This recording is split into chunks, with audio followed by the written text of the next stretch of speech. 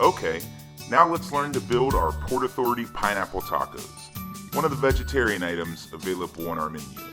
These tacos can also be made vegan.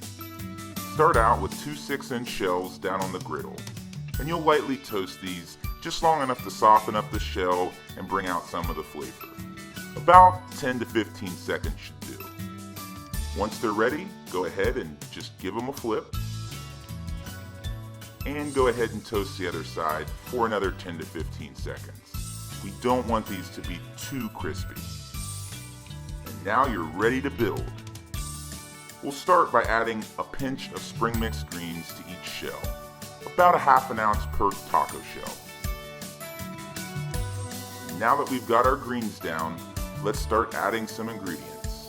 First off, our sauteed baby bella mushrooms. You'll put 1 ounce of mushrooms per taco shell.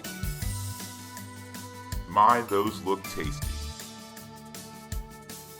Now that we've got our mushrooms down, we'll add the feature ingredient for this dish, which is our glazed pineapple.